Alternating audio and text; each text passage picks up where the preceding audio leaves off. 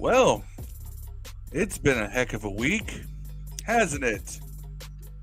I think it's time we just embrace the chaos, baby. Embrace the chaos. We'll do so next. They don't mean a thing.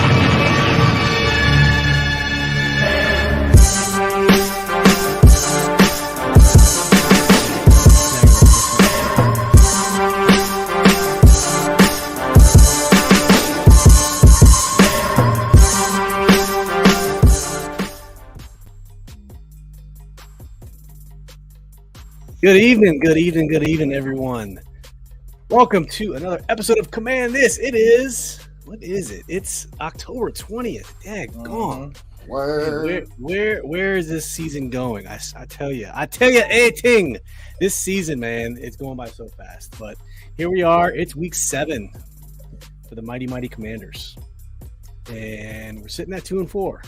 The mighty one game out of wild card Commanders. Which is crazy because everyone but the NFC East sucks ass.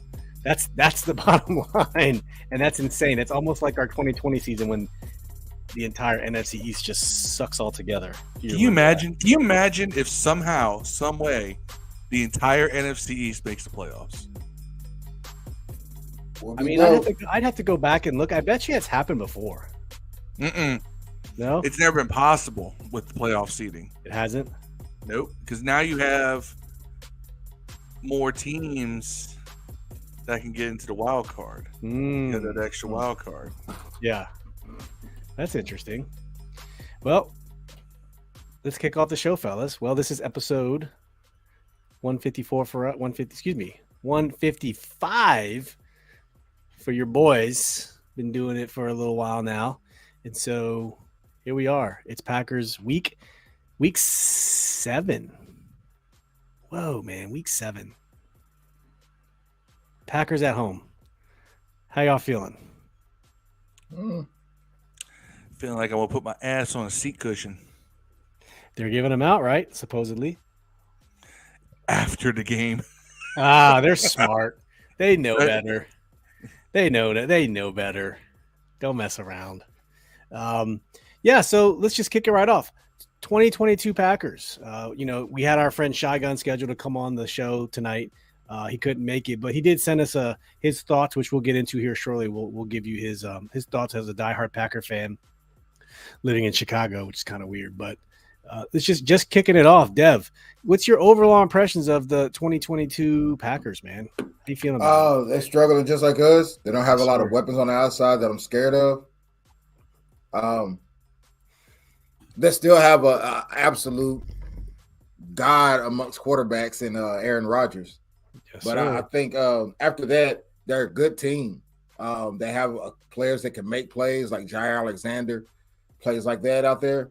But I'm not scared of them. They should win. I want to make that clear. Like, Green Bay is a better team than the Washington Commanders.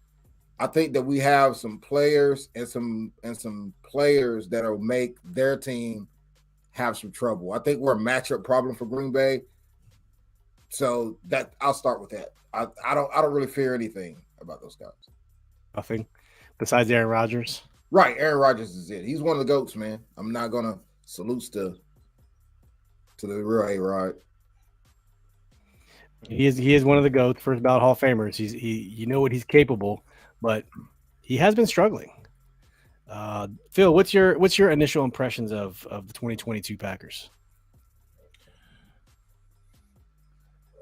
First of all, I got him for all my wrestling fans out there. If you remember CM Punk at the AEW media scrum after the last pay-per-view, sums up exactly how Aaron Rodgers must be feeling right now when he said, "I'm old, I'm hurt, I'm tired, and I work with fucking children." Damn, son. I guarantee you that's how he feels right now. He's going home right now. Fuck these kids. He's still salty about Devontae Adams being gone. Aaron Rodgers. No, but you see, Packers do this all the time, right? They never keep wide receivers for Aaron Rodgers. And then when Aaron Rodgers wants to leave, they throw him the money. And he'll take the money, But Yeah. I bet you if you kept some receivers, you could keep him for a little bit cheaper too. No, I I don't just, think so. I don't think I he had a don't think. chance to take I less think money last year. The last 2 years he haven't done it. You know what I'm saying? I don't know. Man. I don't think that's so. been their MO for the last 10 years. I don't think he's taking less. I wouldn't. Fuck him. I mean, their receiver got paid. They just traded him. They paid him, then traded him. So they pay guys. I don't know. They just aren't there right now. But Aaron Rodgers is like the dad when he gets off work that pulls into his house and just sits another 5 or 6 minutes in the driveway before he goes in with the rest of the kids. You know what I'm saying? He just wants a little time to himself before he has to deal with these fucking kids. I do that by myself. He goes to work every day. Like, let me finish listening to this Snoop. Sit in the car, you know. Relax. Was that his comments a couple years ago before they went on that crazy ass run? RELAH. All right, and then they went off on a run, man. Yep. They've never lost 2 in a row until last week. This was gonna be the first time lose 3 in a row. We beat them. Is that something we need to take in mind? Do we need to relax? Relax. I don't know, man. I'm not. No. No. I think the difference between our guys and theirs is that our guys we got some guys that are coming back. I think that we have 2 linemen coming back this week. That's going to pay the difference because they're going to be without Bakhtari and another guy starting on the line. Yeah. That's why I told our guy we're going to see a video of later, Chigunz, that, you know, if Chase Young was to come back this game, this will be the one because you guys are missing 2 or 3 linemen. And that's going to be hard. I don't care if you have, you know, Moses of Arimathea, you know, at quarterback, or if you have, you know, David, Luke, John, Paul, all those other white guy names you find in Middle Africa, in the Bible. I'm just saying, it seems like impossible for that to happen. It does. Big presence to the show. Welcome, Selena. How you doing? Marcus Edelin. Thanks for joining us, man. Said, what up, family? The Packers' weakness is offensive line and run defense, but we still have the bad man. That's right. Discount double, baby. Can't count them out. Greg Delaney says Dotson is out. Yeah, we'll get to the full injury report here in just a second. Hey, shout out to Ma Dukes, man. Thanks, Mom. Hi, Mom. Thanks for tuning in. Shoot. Sorry, Mom. Appreciate you. Marcus. Yep. Ken Blazik, thanks for joining, man. Appreciate you, even with your commentary. I'm sure that was directed towards me or Dev. That was very weird. Oh man. Well, let's just go ahead and break down the actual some actual Packer stuff here. So I'm gonna go ahead and let's flash the stats real quick. Let's look at who they actually have on offense and defense. Let's see where they stand. All right, team stats real quick. Well, their opponents so far, they are 3-3. Surprisingly, some weird things going on in there. Yep, 3-3. Better than us. 1 game, 2-4. But hey, all good. Lost to the Vikings, 7-23. Beat the Bears, 27. Kirko bangs. Beat the Bucks, 14-12. Overtime victory over the Patriots, 27-24. Lost to the Giants by 5, 22-27, and lost to the Jets last week, 10-27. I watched that game, and it was horrendous. Yeah. That was a bad game for them. Bad game for them. L-Y. You don't have any linemen. That's what happens to you, bro. Yeah. Their offensive ranks, 19th on third down conversions. Their defense is first place in the NFL at the third down conversions. That's actually a pretty respectable stat there, believe it or not. That's what's keeping them in games. I bet you the record it would probably be where we are. That's crazy. If that was the case. And then moving on to the old A-Rod, stats galore. He's sitting at 67%, 1,403 yards. Sorry for all the ad spamming. 9 touchdowns, 3 interceptions. That's pretty good clip. Very similar to what Carson Wentz is at. That dude's going to come with it every game. That's right. Running backs, Aaron Jones is a monster. I've been watching him play all year. I actually have him in one of my fantasy leagues, so I have been watching him play. And A.J. Dillon's no slouch, too, although he doesn't have nearly the amount of production that Aaron Jones has. But our run defense has been great, fellas. I don't give Aaron game. Jones the ball enough. Yeah. I mean, yeah, we did give up a crap ton last game, but they're giving him the ball less than 10 times a game. Almost, they're giving the ball like 10 times a game. Aaron Jones, there's no way they're giving him the ball enough. Yep. Looking at receptions, it led by a tight end, Robert Tonyan, 27 receptions. Steve, and he hadn't even played that many games. Was he out? No, he wasn't out. We talked about that. Say again, Phil. Steve wishes our offense did that. I know, right? Straight up. Hey, while you're here, thank you for joining us, everyone that's tuning in. And please go and like and subscribe to the YouTube page. The link is down in the description. And you can catch us anywhere you can get your audio podcast as well. Google, Apple, Spotify, Odyssey. We're out there. So go please check us out. Receivers. So Tanya's leading in receptions, but Lazard's leading in yardage. And he's not that good himself. So in general, they just haven't been that, the Packers from the past that we know. Randall Cobb, I feel like he's been in the league for years, man. He's 32. He's still around. Did he leave and come back? He feels like he's 40. He's out, though. He's hurt. Yeah, Randall Cobb's hurt. Yeah. Old Sammy Watkins still hanging around, too. 6 receptions, 111 yards. Sammy Watkins and Randall Cobb, like they came into the league 20 years ago. Yeah. I think Watkins is out, too. I think he's hurt. Did he? I think he's been hurt. Mom saying hi. Marcus saying hi. Greg Delaney says, run. Mario, thanks for tuning in, brother. Yeah, good evening. Thanks for tuning in, man. Help us preview the Green Bay Packers. All right, that's the offense. Let's look at their defensive stats. No dangerous kick returners, but welcome to the club. Neither do we. Mason Crosby, he's a GOAT. He's a great kicker. Yeah. 7 for 8. Defense, let's look at INTs. 1 interception. Holy moly. That's like Commanders level turnovers. Yikes. 1 interception from Jair Alexander. And like 3 fumble recoveries. From Louisville. Fumble recoveries. There you go. They got quite a few fumbles. Romeo Doubs and Amari Rogers. Tackles, solo tackle. Let's look at combined tackles. 49. Devondre Campbell, linebacker. Rashawn Gary's a good linebacker too. Sacks. Let's get sacks. Rashawn Gary leading with 6. Preston Smith, the old Washington Redskin defensive end, who had we let him go. We didn't sign him to a contract. He went to Green Bay, blew up for maybe 2 really, really good years. Yeah, the only second round pick that was ever any count. Never stayed here. Yep, settled back down. I think we picked up his 5th year option that year. Was he a second round pick? First round? I can't remember. He was first round pick. Second round pick. No, he was second round. Second round pick. I just said it. Yeah, second round pick. Yeah, because the only one that worked out. I think he came a year after Trent Murphy, or before Trent Murphy. I can't remember. Maybe same time. But those were our 2 bookends for a while, if you remember. Mario says, "I think we'll get the win Sunday." I hope so, man. I hope so. Greg says that's going to change if Washington can't run the ball. Marcus says Jair Alexander is their best cornerback. Whoa. And Joe Barry's their old defensive coordinator, along with their head coach, Matt LaFleur, who was also a former Washington Redskins quarterback coach. Joe Barry, we treated Joe Barry like dirt when he was here, bro. Can't lie. He wasn't good, though. Man, he was terrible. Son. I will say this. All right, so I went back and kind of checked out. Remember how I said bend but don't break?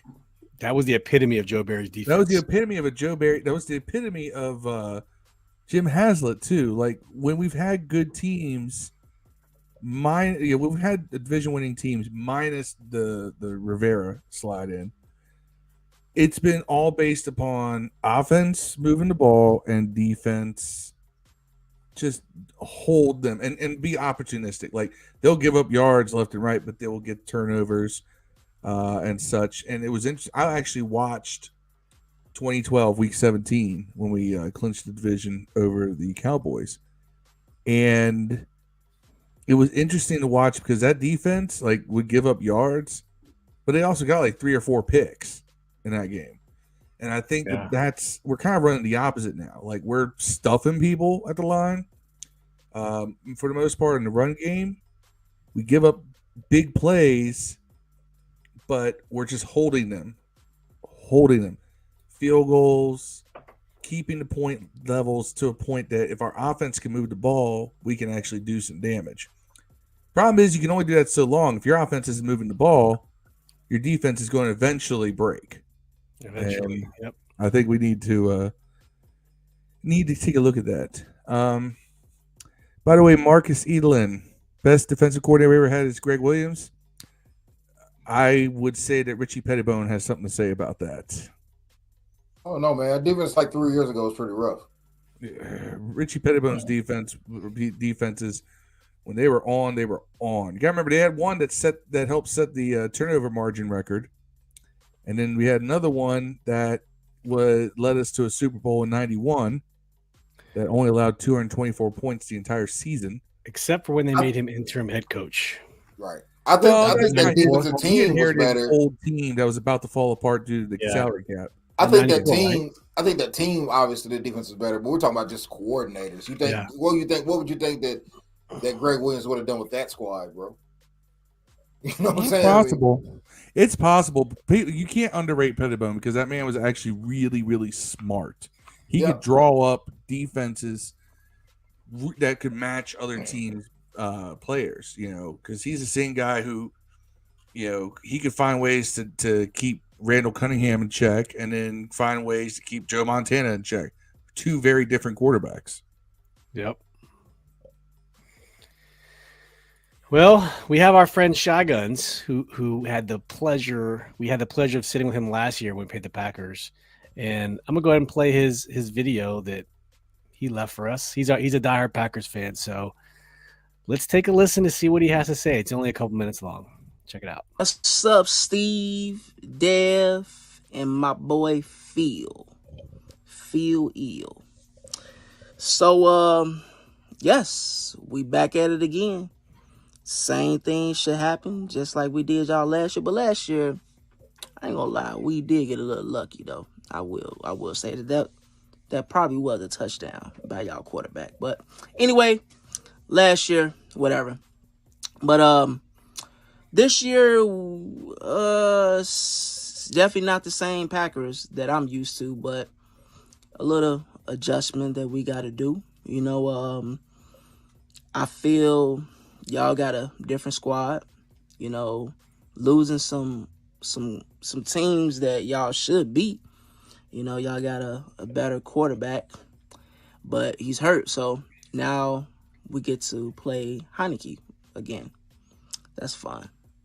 But I think this game is gonna be straight offense. I believe defense we can't really stop nobody a little bit. So, and I think y'all are the same too. If I believe, I'm not sure.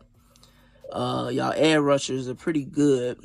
Aaron Rodgers might be a little affected by that a little bit. So, but I believe we're gonna throw a lot of screen pass. So when Monte Sweat or what's the other boy y'all got? The guy with the dreads. Anyway, yeah. So I think we're gonna throw, a lot of screen pass, a lot of Aaron Jones in the mix, AJ Dillon, and a little play actions to get y'all off of edge. It's gonna be a good game. I'm predicting this score should be at least 27-17. Why do I say 27-17? I believe your boy Heineke is going to throw a pick.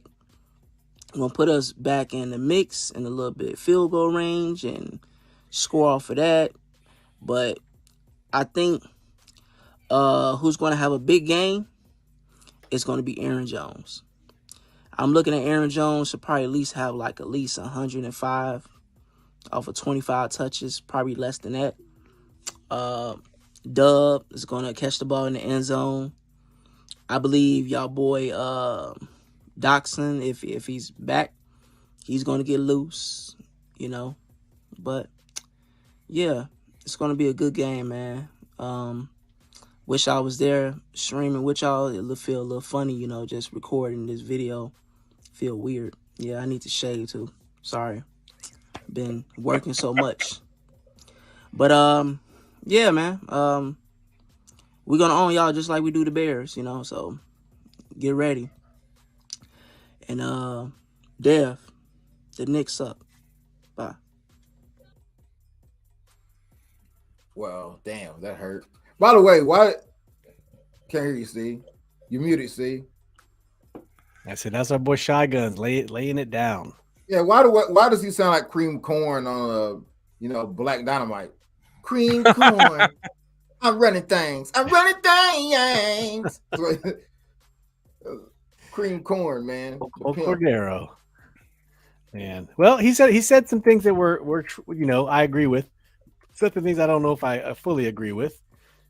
Last year when we played, he doesn't realize that Chase Young's still out. Yeah, I mean, last year we lost 24-10. That's what I was looking up. We lost 24-10. That was the infamous Heineke Blewett game. It was. At the same time, I believe our kicker was Chris Blewett at that slid point. On the 0-yard line, and then McLaurin dropped the touchdown. Yeah, Heineke could have ran it in, but he fell like a yard and a half short. Yeah. See, that's why when everybody goes, he's got moxie, I'm like, he slid short of the goal line when he had a touchdown. Moxie. Okay. I promised that I was going to take a more objective approach to old Taylor. Mario popping the question up here. So if Heineke has a winning record while Wentz is out, does he stay QB1? Mario, that depends on if we're winning because of Taylor or, as I suspect, we win. I shouldn't even say in spite of Taylor, although that may happen a few games as well. But I think we win because we take the game out of Taylor's hands. If we're winning because we take the game out of Taylor's hands, then no, you go with Wentz. Now, if Taylor goes out there and plays way better than he has at any point with his team before, then yeah, I guess you do rock with him. I'll even grant that. And it's not like I don't want him to. I just don't believe he will. But I heard this thing about, he's been working on arm strength over the offseason. Good. He definitely needs to do that. I hope he worked on his mechanics. I hate the idea of a quarterback that's shorter than average, that has an arm that is weaker than average, who sidearms the ball. Because he does get a lot of balls tipped at the line. And that's why I keep pushing this idea that we need to go to a really quick movement offense.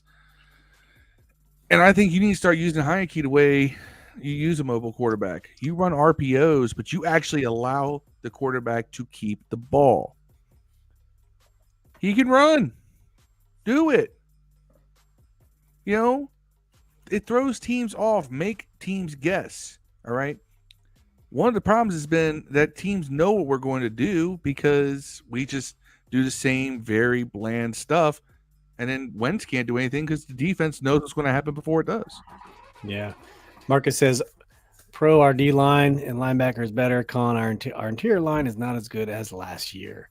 Well, let's look at real quick the injury report coming in today's game. Sharing a tweet here by Ben Standig. All right, there you see ours. Now Thursdays is the telling day of practice, right? So if they're not playing Thursdays, a really good chance they're not going to play at all. That's just kind of how it goes with the flow of the game practice. So we got Bates out with a hamstring.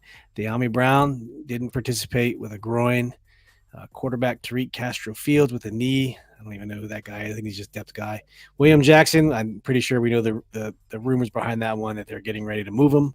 But he's got a back injury. Logus Thomas still nursing a calf injury, didn't practice.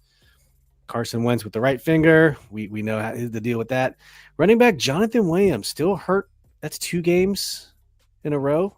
2 games ago, he hurt his knee. Didn't practice. Sam Cosmi, finger limited, so hopefully he can play. We'll really need him on Sunday. And then Jahan Dotson hamstring. I heard he tweaked it today. I heard on Twitter. I don't know for a fact, but he was limited in practice today. And then Percy Butler practiced in full, Dev, although I don't know if we're going to see him.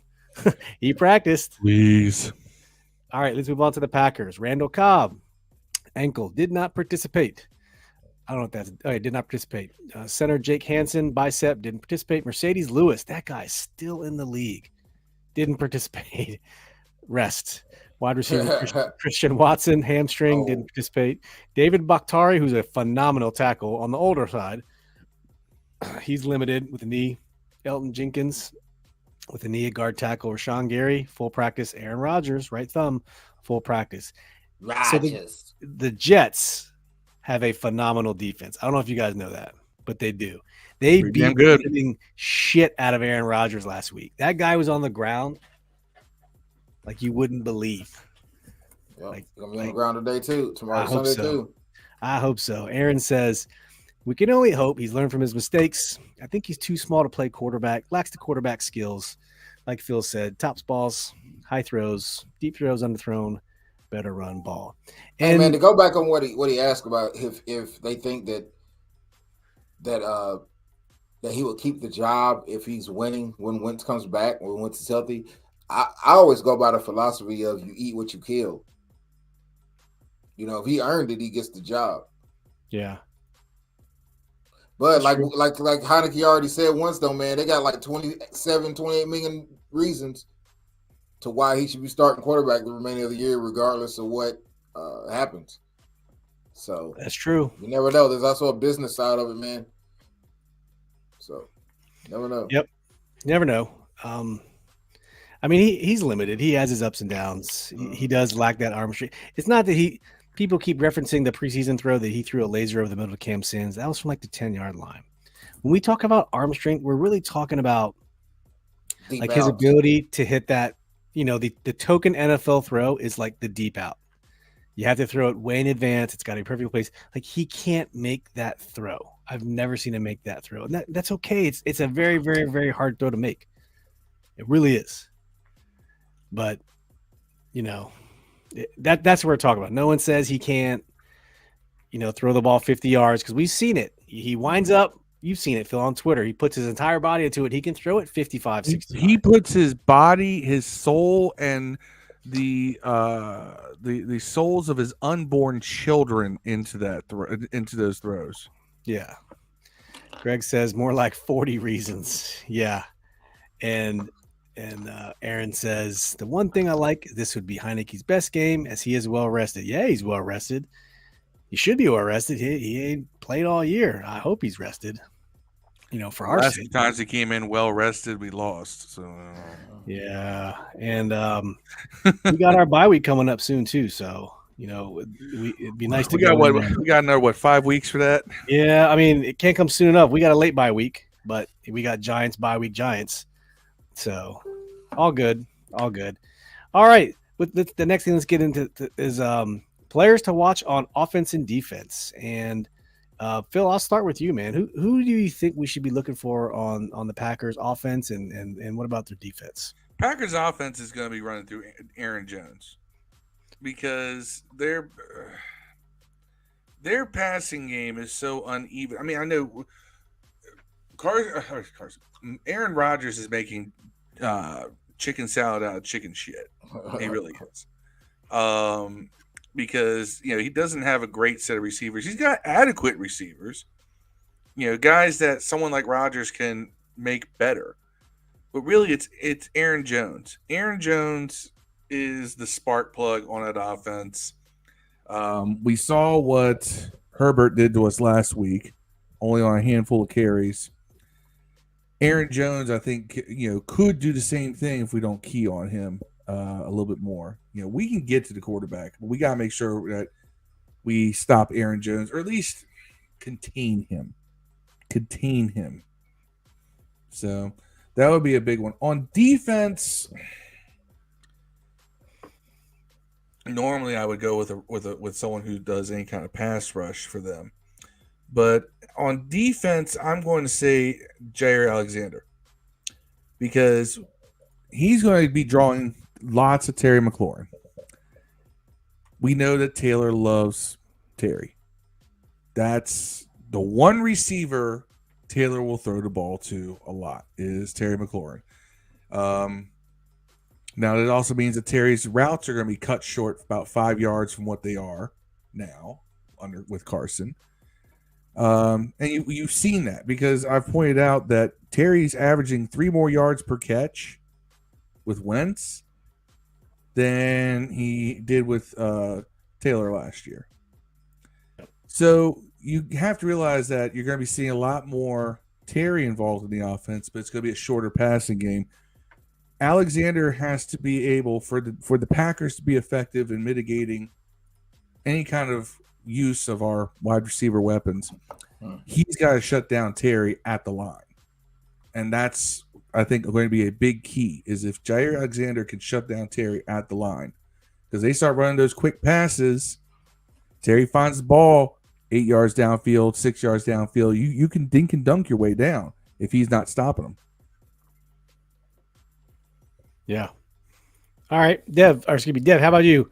People who they should be watching, who we should be watching as Commanders fans on offense or defense. Anyone in particular mind? Obviously, Aaron Rodgers. One. Yep. Two. Pass rush. I would want to go Jair Alexander, but I think that you can't even worry about him if you can't get the ball to the receiver. So I'm going to go with, we got to watch their defensive line / end in Preston Smith, and they got Gary. They got a couple guys that can pass rush pretty well, and we are also very injured on the offensive line. So we have the same, I think, issue they do. Yeah. I just think we have more weapons at this point. Okay. Yeah, for me, I'm very similar with you guys. Because I also Phil, I'm with you. I think it runs through Aaron Jones. That's their sole playmaker right now. I think he gives Aaron Rodgers the freedom to do more. But that's what I was saying earlier, though. He's only gotten 40 carries or something like 70 carries, I guess. Well, remember, he missed, was it the first 2 games I think he missed? See, I didn't know that, but that's still not a lot of carries if you break that up. It's like they should run him more, but they don't. They split him early in the year with Dylan. It was very weird. He had that blow up game where he had like 140 something yards, and I had him benched on because he was playing so bad. I had him benched in fantasy. That's why I know this. We have one of the best running defenses in the league too, by the way. We have one of the best what? Running defenses, right? Weren't we one of the best running defenses? We do.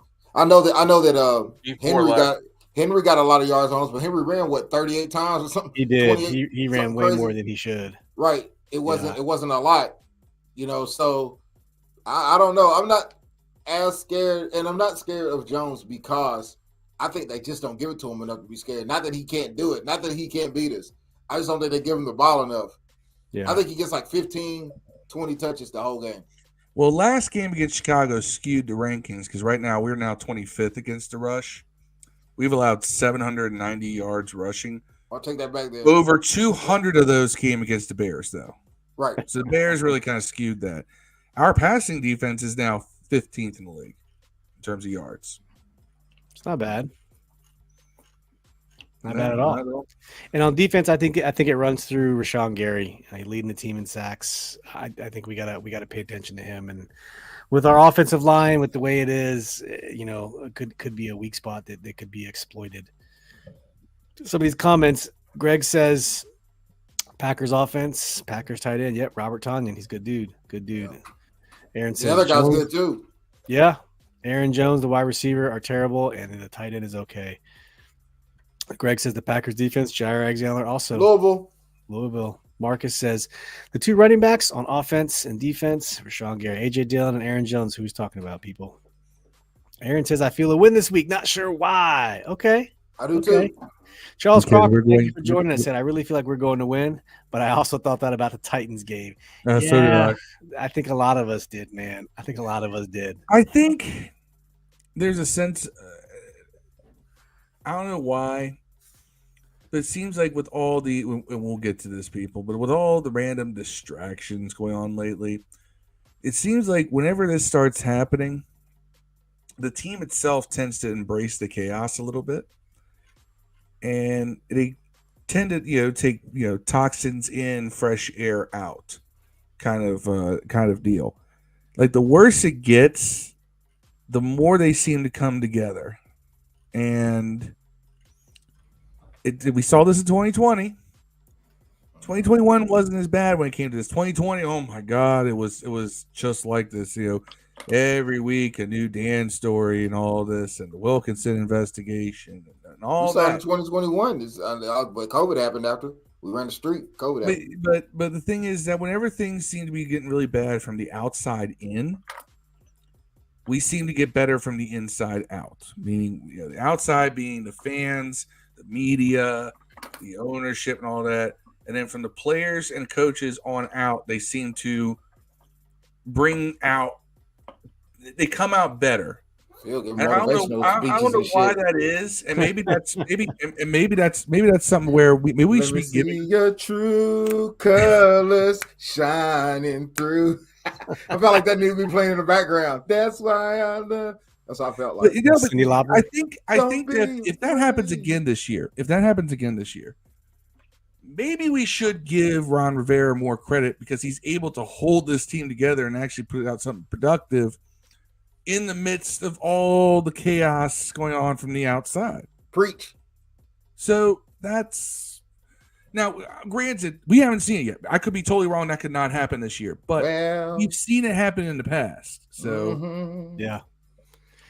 Our boy Terrence. Phil was preaching. Bird Gang in the house. Our old guest from the Eagles preview show. Thanks for tuning in. He says 17-14 Commanders. We appreciate the optimism. Shit. We'll get the score predictions here in a second, but I will have that log for you. Because they'd rather draw us in the playoffs instead of the Packers. Yeah. 17-14. The good guys. Okay.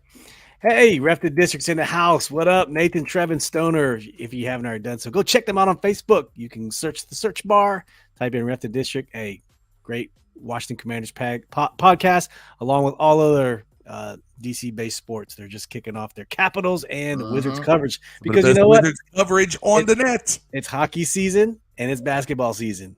It's a crazy, crazy time in sports right now. We got playoff baseball. We got hockey starting. We got basketball just opened up. I see my Yankees, man. Verlander's rough, man.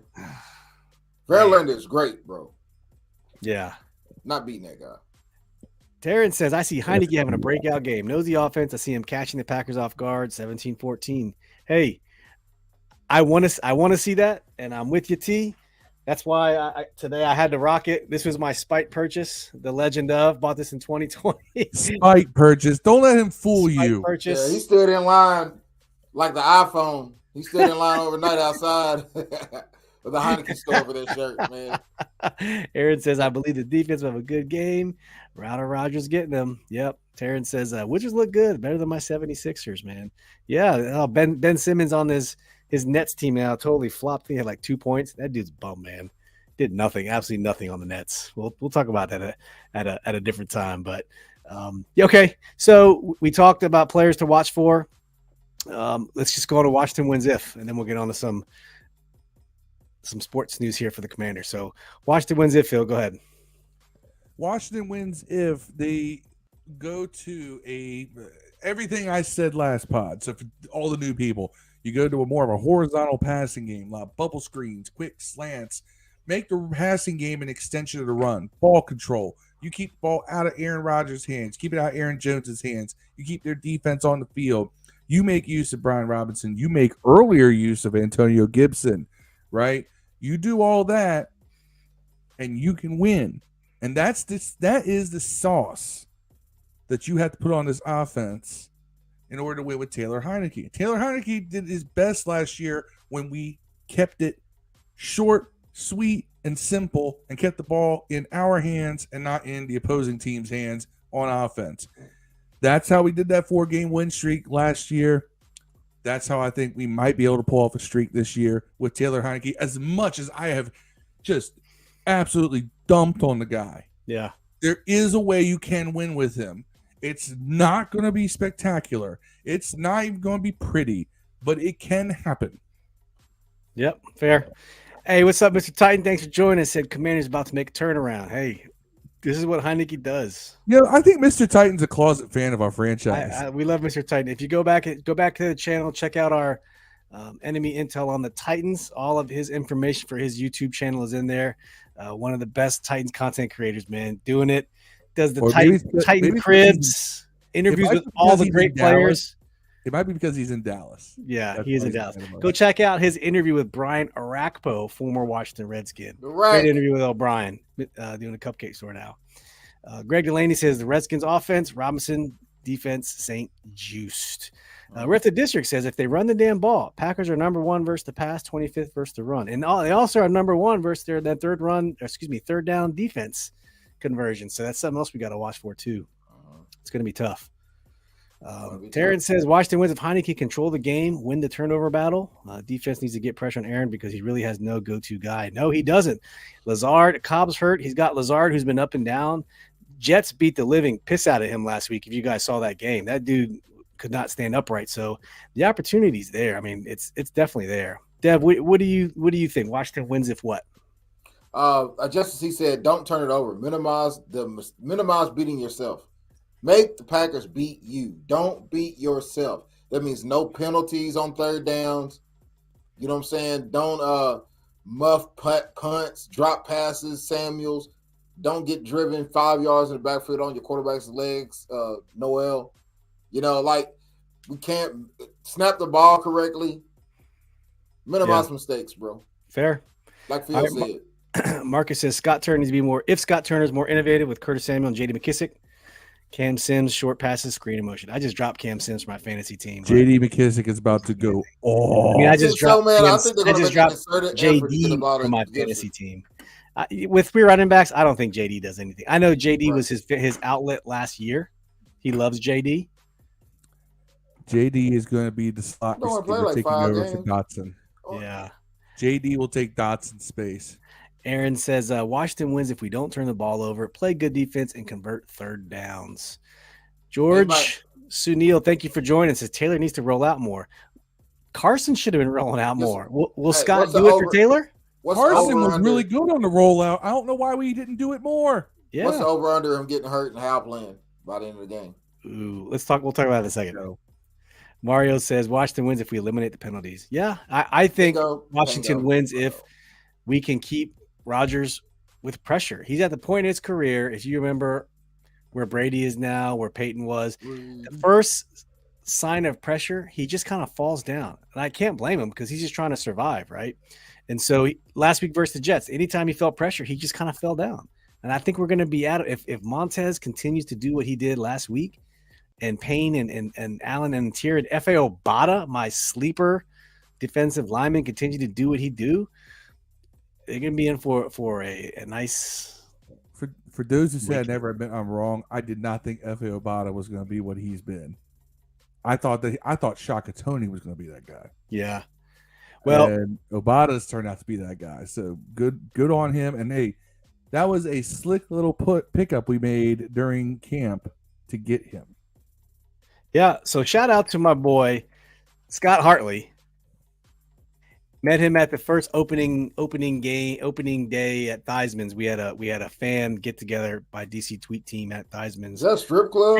From the no Joe Theismann's restaurant. He has a restaurant down. I just heard Thighs. I didn't know what on King Street. No, and I met Scott Hartley from the UK, and he was telling about how good he thinks F.A. Obata is, because F.A. Obata is on that exchange program, the international exchange program, and I didn't know much about this guy. He was like, yep, he's so good, watch out for him, he's going to be great. I'm like, okay, cool. And then we didn't see a lot for the first 4 games, their first 2-3 games. He started coming on a little bit in the Eagles game, but he showed up a lot against the Cowboys, the Titans, and the Bears. I'll continue to say it. F.A. Obata, I think he was number 2 behind Nick Bosa in pressure win rate, and then followed by Casey Toohill was number 2. F.A. Obata was 4. Those guys, they're getting to the quarterback. So that's what I think the key to Washington winning if. All right, let's go to predictions, and let's talk some Dan Snyder and Chris Cooley after that. So predictions. If you're still watching this, drop your score prediction in the chat. If anyone gets the score right and it's logged, you got a prize for you. We'll take care of you. Not sure what it is yet. Could bust out stuff. No, I'm not going to give the prize we've been trying to give away for 2 years, but that's supposed to be Phil's anyway. You keep supposed to be mine. Right. I was 2 years. I was 1 point off. I was 1 point off. We've been doing this show for 2 years, and I bought this Bryce Love pylon off Bryce Love pylon off eBay when we thought Bryce Love was going to be the next Chris Thompson, or this was a signed Bryce Love pylon from 2020 Commanders camp. I don't even know if Bryce Love made the team that year. I can't remember. He did. He was injured. And I said, anyone who predicts a score will get this. And then I proceeded to buy a bunch of other stupid Washington football team signed paraphernalia. So I have a signed Kyle Allen jersey. I have a signed Jay Gruden shirt. I mean, I have a bunch of stupid, and trust me, it costs almost nothing. And maybe I'm thinking giving some of that stuff away. I don't know. Why? I don't know. Why'd you get a signed Jay Gruden anything? I don't know. It was cheap. Send that to Grant Paulson, or go send that to Grant Paulson. Go send it to Danny Rouillet. Go Send it to me. Kevin I like Skin. Louisville. You tripping? We all like that drunk. I like him. I like him. I like Louisville. Real quick, because he's L1C4, not because he's got Listen. Before we do our score predictions, I know some people are putting in the chat. So Caesar Sportsbook has the Packers favored at -4.5. So you factor in our 3-point home field advantage. It's around 7.5. So they don't see us winning this game. So I'm just throwing it out there before we start making predictions. I'll go ahead and start calling a few out now. Aaron Scherer leading us off, 26-20, Washington. I already got Terrence's prediction of 17-14 Washington. They also say I'll give you the over-under. The over-under is 41.5 for the total. So that's kind of where they stand as well. So Aaron Scherer started off with 26-20. Good guys. So that's a 46 over. Okay. Greg Delaney, Marcus says 27-24 Washington. Okay. Phil, let's go to you.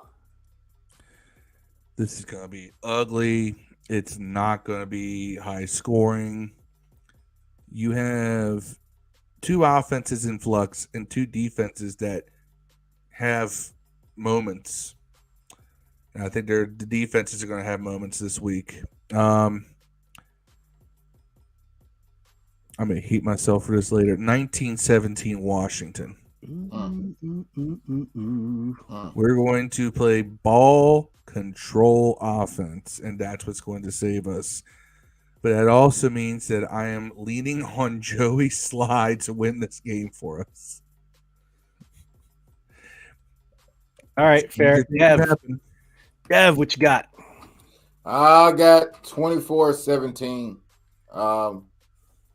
Washington. 24-17 Washington. Okay. Yeah, I think we make a few plays. I think like Curtis makes a play, perhaps Gibson. I think this is a Gibson game. I think the coach is going to make a concerted effort to get Gibson the ball after his comments he made last game. So I think Gibson is the star of this game, and we win. Gibson gets 2 touchdowns on the ground. Heineke gets a diving pylon touchdown for the culture. Do it for the culture. Okay. Yeah. All right. He do it for himself after not getting in the end zone last year. In the name of all the moxie quarterbacks in the world, Heineke. Yeah. The moxie of the moxiest. The moxiest of the moxie. Moxiest of the moxie. Marcus Edlin says 27-24 Washington. Got it logged. Don't forget, if you're on Facebook, go check out his group, Sports View 2 on Facebook. Antonio Brown, bro, I love that name, man. Just go Antonio. Yeah. 31-27 Green Bay. So he has it as a high score game. 58 total points with Green Bay with the victor. That's Antonio made his prediction. He really pulled it out on that one. He said, I take my prediction back. So we'll give him a chance to clarify. Oh, he tucked it back. We got a rule too, Antonio, man. You can't come on here showing more muscles than the host, bro. He's twerking on you like the real AB. Come out here showing the guns, man. that ain't what we do. Mario Alvarez says 24-13 Commanders. Andre Shorter, what's going on? Says, with Scott Turner's play calling, it makes it difficult for us to outpace the Packers defense. That's a true story. Greg Delaney says 28-13 Green Bay. 28-13 Green Bay. I don't know why I had something different. I can see that too, Will. Greg is not. Greg maybe. I at least think there's a way you can win with Heineke. Although Greg shares a lot of my similar concerns about the game. Yep. George Sunil says 23-17 Washington. Antonio Brown, you go ahead and put your new prediction back in. Joe Bernard from Facebook. What's going on, Joe? Joe says 24-20 Washington. Okay. I take it. Now for me, man, I hate to be the namby-pamby party pooper pessimistic guy, but I'm gonna be. I just don't think we can figure it out. Heineke's gonna be who he is, and I think Aaron Rodgers finds a way to figure it out. He's statistically he's due for a monster game. He's had 6 duds. I don't know if he's gonna do it for a 7th. I'm gonna say 23-20 Green Bay. Not a super high scoring game, but I'm gonna go 23-20 Green Bay. So as of right now, Greg Delaney and myself are the only two to have Green Bay winning. If Antonio Brown, you come back and change your score, you'd be 3. Because as of right now, I got you locked for 31-27 Green Bay. So let me know in the chat if you're going to change it or not. Right. You're welcome to change it. If not, we're keeping it. And I'm logging it, and whoever picks the proper score gets you a prize. Okay, 24-20 Washington. I got your new score. I got it. Same point differential. He just sees Green Bay down less for each team, which I think honestly that's a lot more in line. I just don't see this being a high scoring game. Yeah. Yep. The good part is we have no 2 scores that are exactly the same, which is pretty cool. Nope, we do. Antonio Brown and Joe Bernard had the same score, but the inverse. Joe has Washington winning, and Antonio has Green Bay winning. So, all right, we'll let it play out, fellas. Thank you for all the scoring predictions.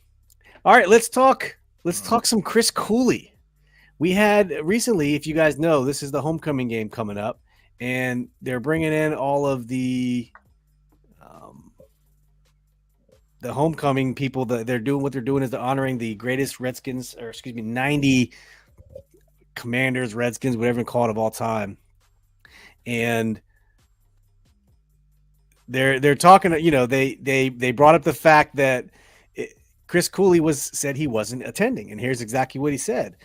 Says for the audio crowd, for the podcast crowd listening to this on Friday, Chris Cooley says he won't attend the ceremony Sunday where he's named one of the franchise's 90 greatest. I quote, "I'm very appreciative of being voted in. At this point, I don't have a lot of desire to be involved with the Washington Commanders." So my question for everyone in the chat and everyone watching this, are you upset at that? Does that bother you that Chris Cooley does not want to come to the homecoming game to be honored in the franchise's 90th greatest players? I want to know what you guys think. And Phil, go ahead and start us off. Okay. First of all, I would say this: Chris Cooley was and is one of my favorite Redskins of all time. Period. That being said, this isn't what you think. It's a good scapegoat. Like, it's a good timing with everything happening for him to have a reason that seems noble for him not to go. And a lot of people will back him on this.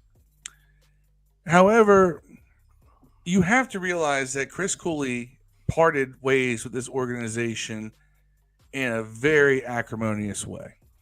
All right. The organization did not like the fact that he did his film review at Redskins Park, which was called at the time.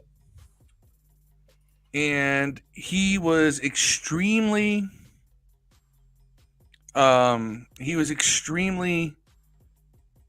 fair in his criticism, to the point of the team thought he was being too negative. And it's like, hey, you're broadcasting from our studios. You're using our equipment. You're using our logins and our facilities, and you're shitting on this team. No. And so they cut ties with him. And it was not a clean break. And then Cooley wanted to come on board with the coaching staff when Rivera came in. And a lot of this, by the way, has never been said directly. What it is I've pieced together things because I pay attention. I like Cooley's film breakdowns. I like him on Sheehan's pod. If you followed it, you'll know what happened. Cooley spent 2019 developing his own playbook with all new wording, verbiage, everything. Like, he created a whole playbook for a professional team. And when he went to Ron to say, hey, I think I got something here that we can use. We could create a whole new philosophy. The wording, it makes the play simple, quick. You'll have lots of time at the line. Like, he really put some thought into this. And he just, got the cold shoulder from Ron and everybody else in the building. And that's where things went really south. So I think Cooley was not going to come anyway because he really just doesn't have any reason to go. Like he's Right. got very bitter feelings towards the organization over all of that. Yeah. Not so much that they turned him down for the coaching, but the way it was done. It was pretty cold shoulder, but that's because Ron was sweeping out everybody who had anything to do with anything going on before he was there. Right. And I feel like he got sucked into. You did the show with Larry Michaels. Somehow you might not be guilty. I don't think that was. I don't think that was. We're getting rid of everybody, so we don't want any of the old heads remaining. They may have used that, but I don't think that was really it. I think it was he tried to push his way onto a coaching staff. Ron's like, I don't know you, so I don't know if I can trust you. Yeah, you were with the old regime. You were in with some of the old people, the old guard that we're trying to get away from, and it was just. And I think Cooley took that personally. Yeah. Like, because he's not like those guys. All right. By all means and measures, Chris Cooley is a decent, upstanding human being. Picture of his penis put out on his blog aside, but that was an accident. Yeah. He's got a life, though. He's happy in Wyoming. He was coaching. We're all taking penis pics, bro. He's doing his art. He took a picture of the playbook, and he was naked on his bed, and like the tip of his dick made it into the picture, and it went viral. Yeah. Jesse didn't forget about you. Jesse has 24-20 Washington. Andre Shorter finally has a prediction in. Says, I'll say 35-10 Green Bay. Damn, bro. I see the Green Bay tight ends exploding the defense, and our DBs will miscommunicate like they do every game. Marcus said here about how Brian Mitchell is critical, but he's still going. Brian Mitchell is employed by 106.7 The Fan. Brian Mitchell is part of DC media. He lives in the area. Cooley also left on much worse terms than B. Mitch did, and he lives out in Wyoming. To him, there is no reason for him to come. This whole business with Snyder and Irsay and everything else that we're going to get into, I think it's a cherry on top of the sundae, but it ain't the whipped cream, it ain't the ice cream, and it ain't the fudge. Yeah. Dev, what do you think, man? How do you feel about Chris Cooley and his declining the team's invitation to attend the homecoming game? Well, I wish he would have came for the fans, because there's a lot of us that wanted to see Chris Cooley out there. I like Chris Cooley. If I were there and they told me Chris Cooley, if I were like on the fence of buying a ticket and you said Chris Cooley was there, I probably would buy one. But I totally get why he doesn't want to come, for all the reasons Phil said, probably reasons we don't know, that is none of our business to know about. Right. So I understand his point of view, but man, I wish like these guys that get these awards that are basically just to show fans the appreciation for the players. I wish they take the fans into consideration, because sometimes it's not about yours and Washington, the organization's relationship. Sometimes it's just your relationship with the fans. Because I know all of us listen to him on podcast, film breakdowns all the time. We like hearing from Cooley, man. Yeah. I think Cooley would be great in the booth, man. And he was a true fan favorite. Awesome. It would have been nice if they could somehow coaxed him here. Right. We could have rallied behind, a lot of the negativity that's going on. Everyone, I don't know anyone that didn't like Chris Cooley. And Phil already talked about what Marcus said. Brian Mitchell does, he criticized the team, but he's still going. But Phil kind of clarified on that. Mario says, "Hey, we finally got a good Thursday night game." And just for those listening, it's 20-14 Cardinals over the Saints going into halftime here. It is a pretty good game. Andy Dalton started out the game with a 53-yard touchdown. Old Red Rocket still alive and kicking. Marcus says, "This organization don't like how B. Mitch is criticizing the organization, but still going. I understand why he is not coming." Aaron says, I don't think he should show up, but I understand why he won't. And Joe Bernard says, "We don't know all the details of how their relationship ended. I do understand he did his analysis of them, which they didn't care for. Agree. B. Mitch is insane. He personally does it for the fans. That's what made him one of the favorite 90. Plus, B. Mitch wished to see a bunch of guys he helped play with, and they wanted to hang with them. He's entitled to do as he pleases, but he should be there, but with respect for whatever he does." Yeah, I'm in the same boat too. It's like, Yep, would love to see you there. I'm not. It's okay if you're not there because I do understand. He's also out in Wyoming. He has a life, but his comment about I don't feel tied to the Commanders. I just wish he just said, you know what, I'm going to decline. I hate that he kind of associated it with the Commanders, but it is what it is. Not everyone's wrapped around the new name. A lot of the alumni still say Redskins, which is funny, by the way. Yeah, a lot of the people that dog our team out says Redskins. Yeah. Oh, as soon as I said Andy Dalton opened up the game with the 53-yard touchdown, Mario comes back with Andy Dalton just threw back-to-back pick sixes, and that's why he's a backup quarterback, backing up Jameis Winston. They can't get him back soon enough. Andre said it's 26-14 Arizona, 2 consecutive drives with Dalton pick sixes. All right, well, Aaron's piling on too. The Red Rocket 2 pick sixes in a minute before halftime. See, I'm not watching this game like you. I should probably have this up on my phone, but that's what I'm looking at now. And the last thing let's talk about, the last final topic is Dan Snyder. We've been talking about Chris Cooley and all this Dan Snyder. The Jim Irsay comments about Dan Snyder. So, Dev, I'll start with you. We know who Jim Irsay is, right? Uh-huh. His comments at the NFL owners meetings regarding Dan Snyder. What's your thoughts? How do you feel about that, and how do you feel all of that's going to work in Dan Snyder's favor or not? First of all, man, I completely understand why everybody wants Dan gone. I'm one of those people too. I mean, it'd be awesome if Dan were to lose Washington and someone would purchase him and turn us back into what we know we were supposed to be. But let's just be real honest here, man. This is like the crackhead calling the tea kettle a crackhead. Yes. It's actually worse because Irsay is a actual criminal, bro. Not someone that people despise or maybe kind of creepy or allegedly this or that. Irsay, I'm gonna break it down to you in like the shortest way possible. Irsay, number one, his mistress / the quote unquote maybe a prostitute or whatnot, was found dead in an apartment paid for by the trust of the Colts with $26,000 in cash in a pillowcase full of pills and drugs. They later, 6 hours later, pulled Irsay over, who refused to take any kind of test on site to see if he was guilty of any DUIs, which he was guilty of a DWI, or whatever, driving infraction while being on the drugs, impaired driving. So this is the guy that tells you there's merit to Dan Snyder being fired or being relieved of his teams. However, I do kind of understand what he's saying. If what he's talking about merit is stealing money or hiding money, like, I know when people think of Dan Snyder, they're not thinking of that because that's the stuff that's in the Mary Jo. Is that her name, Mary Jo? Mary Jo. Yeah. Mary Jo. That's the investigation she's doing. She's not doing the Wilkinson report. She's doing the investigation over the impropriety and the financial issues that are going on, man. I don't know nothing about that. I think that's the way they're going to have to probably get him out of there.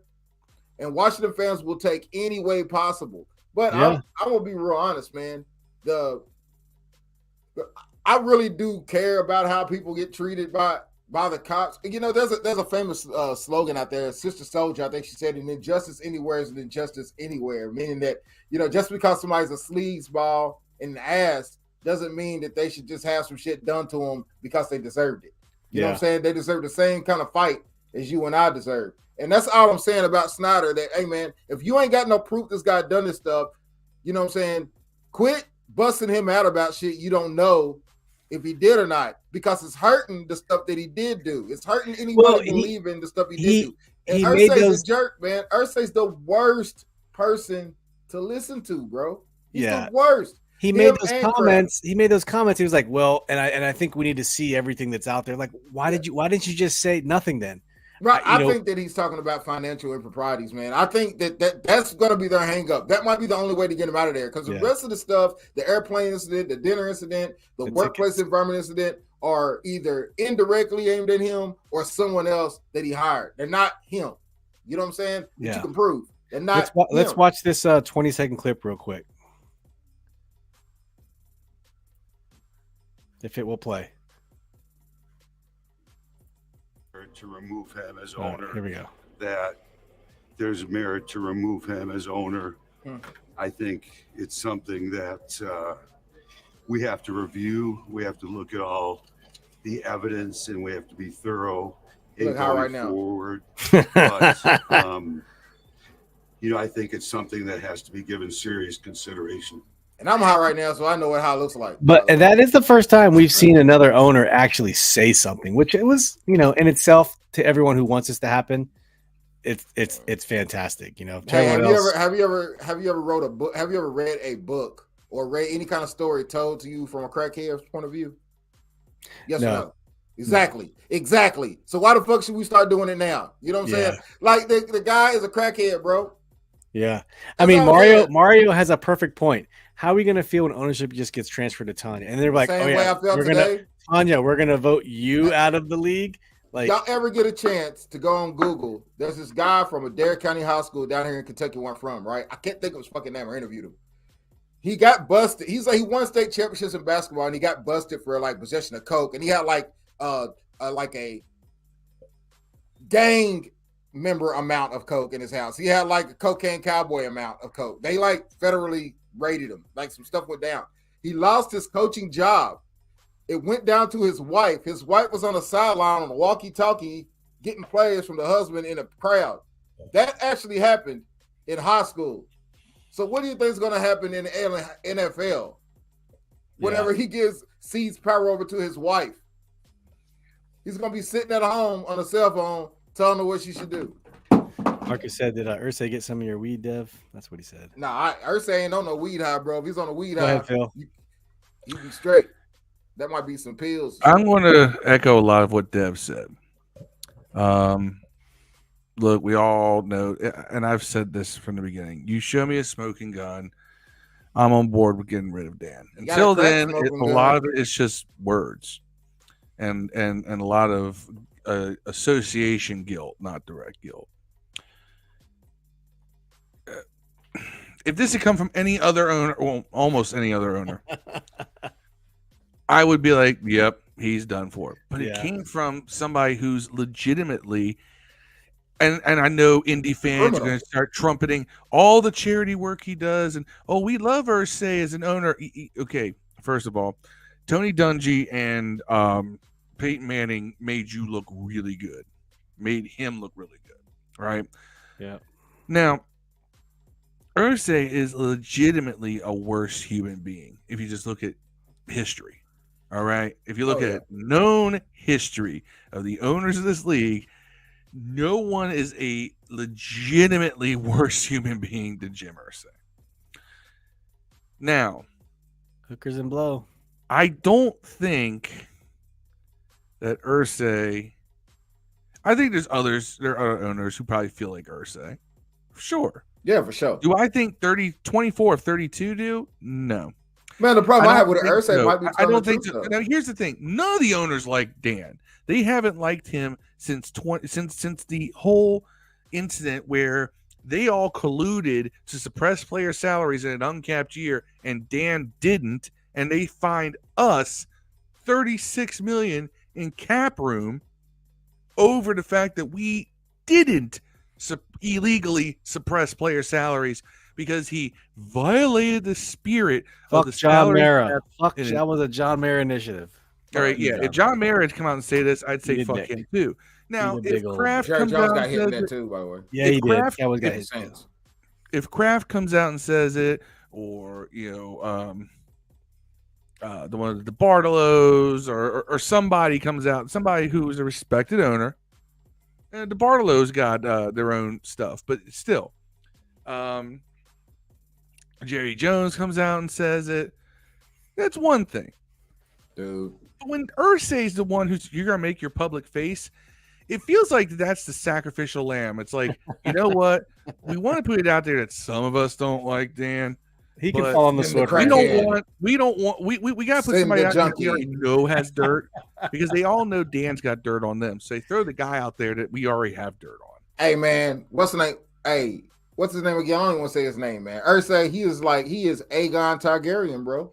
That guy's a junkie. He hangs out with prostitutes. He made it on his dad's money.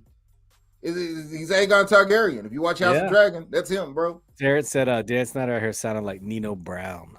Living Sit just your enough. $5 ass down before I make change. I mean, yeah, you guys said it. I mean, they tried out the worst possible person they could to do their bidding. It's kind of funny. Dan is like they Nino don't really Brown. want Dan You know what? gone, but You they know, have that to. puts Dan Irsay is in the like running. Nino Brown, man. Irsay is like Pookie. That puts Irsay in the running for a Glock Dookie award. Man, we'll I'm telling talk you, about it on I was going to Sunday. give him a Glock Dookie award, but I think he'll get a Glock Dookie award if we find out they don't vote him out. You know what I'm saying? I mean, I believe Irsay, kind of. I think they do. I think they probably do have some evidence in there to get him out of there, man. It's just like, why would he be the one to say it, though? I mean, you got owners in the league. Vote. Hold on. Imagine if they go vote and it's a unanimous support for Dan. That means Irsay votes for him. Yeah, and I can see him doing that. Wait till everybody else's hand go up, down, up, or whatever, and then see it. He's the only one with it down and put his hand up. Yeah, something like that. But I don't know, man. You know, maybe he's right. They might have something on Dan, which it could totally be possible. It's just that why would you send that guy out there to say it? Why would he be the one? That it's not the message that we're arguing, it's the messenger. You know what I'm saying? It's like you got one owner in here that literally got caught with his love muscle in a sex trafficker's mouth on video, bro. On video, bro. Like it's not even still like has his team. Man, on video, and no one says shit, bro. You know what I'm saying? No one says shit. But you got somebody who's like, we think he's disgusting. He probably has some bad stuff, telling people to do bad stuff or letting people get away with bad stuff. That's horrible too. I'm not saying Dan to get rid of Irsay all these other times. Where was it? All right. Man. If the league is, and here's the thing, I think Dan is a horrible owner. All these allegations, 100%. I don't know because they never seem to go anywhere. So I really think that some of it is just, he's an asshole. We're going to try to pin everything on him. I believe you got to believe some of it and you got to believe none of it at the same time. Like you got some of the stuff seems so outlandish.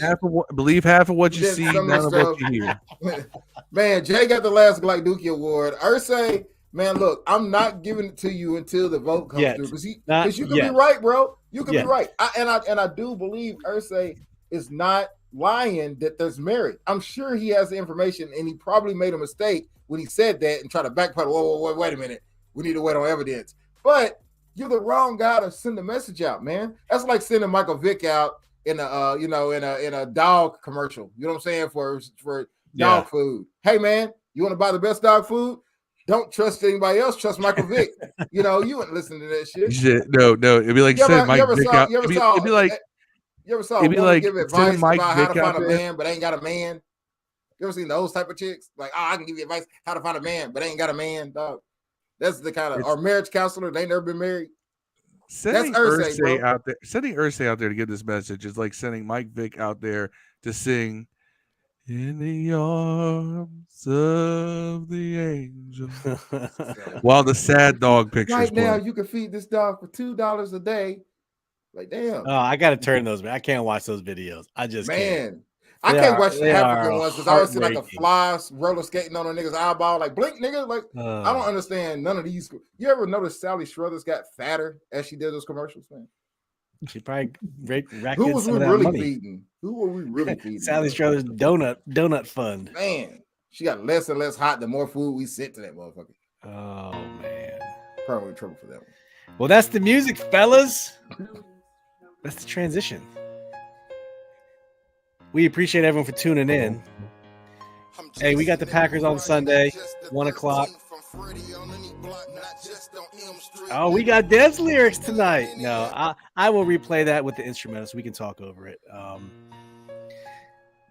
Oh man, Jesse Caldwell called him a pillhead. Yeah, he did call him pillhead. He said Irsay has penis envy. I bet Irsay knows where I can find a PS5 at though. He got them crackhead prices. He probably got. He does, man. Probably hoarding a bunch of them in the back of his limousine right now, man. Man, I love crackheads. Back in the day, you get your damn car fixed, and for a 6-pack. You know what I'm saying? Yeah.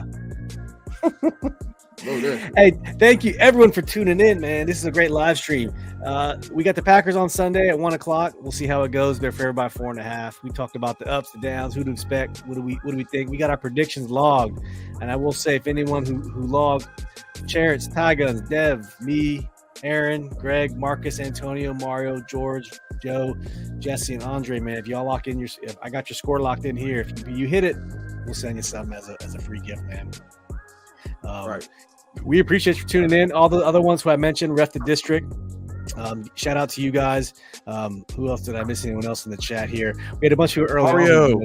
Mario Alvarez, Selena, Terrence, my mom, Dukes for tying in early on. My Dukes. You raised a fine gentleman, Mrs. Charles Crawford. We appreciate you for tuning in. George Sunil, good to have you on. You guys got any shout outs? Shout out to Cereal. Racist motherfuckers. Syria? Who? Cereal. Like General Mills? Oh. Sounds like a plantation. You ever thought about Mills, the one that makes all the cereals? You got to be cuckoo for Cocoa Puffs, but Frosted Flakes are great, number one. Like, you think about the black cereals. You got Snap, Crackle, and Pop even sounds like a whip. You pour milk in Cocoa Krispies, don't even talk, bro. And they got a fucking monkey. My name's Coco when I swing from a tree. Think about Cookie Crisp got a pimp bear. You know what I'm saying? Or Cookie Crisp, they got that one dude running from the cops. Cookie Crisp, massive. Why you gotta be running from the cops, man? I don't know. I didn't draw him. Count Chocula. General Mills. Count Chocula. That's a pimp, bro. I don't care what anybody says. It's just like a hip hop frog. Dig on him. Telling you, man. Okay, what about Smacks the frog? Yeah, that's what I'm saying. Dig them. Hip hop frog. All the black cereals got some dumbass characters. Some shit. We need to do to cereal what they did to the Redskins, man. By the way, free the cereal. You got to be cuckoo for Cocoa Puffs, man. One of the best stoner breakfasts ever. One of the best stoner breakfasts ever. Honey Smacks, milk, and you drizzle a whole bunch of Hershey's chocolate syrup. Oh my gosh, I've never done that, but I gotta try. In college, we used to eat cereal, Fruit Loops, Gatorade, bro. That is stoner breakfast 101. Snacks with chocolate syrup. He says, Marcus says later, fellas. Antonio, hail to the Redskins. Mario says Dan said he had a lot of dirt owners. They had to send someone out like Irsay out there to try to light fire. But Dan also came out with a comment and said, I never hired a private investigator to investigate any owner or the commissioner. Doesn't mean he doesn't have dirt, but he did come out in a statement and say that. Yeah, because they probably told him. And he also says, we are not selling the team. So just get it out there. Mario, hey, we appreciate you, man. It was good interacting with you. Terrence, always a pleasure, man. I'll see you at work. Hey, Jesse, we used to eat cereal with Gatorade, bro. You ever do that? Pour some water on it. Fruit Gatorade? Gatorade in there? Gatorade, no. Get the blue Gatorade. Fruit Never did Gatorade. Did mix it with some oatmeal before. Future podcast topic. Fruit Loops are overrated as all hell. Anyway, we gotta get out of here. All right. We'll be back on Monday for the Packers post-game preview. Hopefully walk out of there with a dub. That'll put us at 3-4 on 3-4 would be our best start since 2018. Best 7-game start since 2018 if we win this game. Let's go. Hey, as always, please like and subscribe. Thank you for tuning in. We appreciate you guys. And share this, man. Share this. Listen to the audio on your ride to work. This is a great audio podcast. It might not be the best visual podcast because, we ain't the best looking dudes, but the audio is on point. Speak for yourself, nigga. I'm gorgeous. Hold on, man. I may be a 3, but I'm an 8 for a fact. Man, hey, hold on, man. What you talking about, man? I'm gorgeous. Freaking Dev is a 10 in Kentucky. Von Box Muncher. Dev Von Box Muncher. He was a Targaryen, now he's a Box Muncher. So right. Have at it. All right, we love you guys. As always, peace. Be out.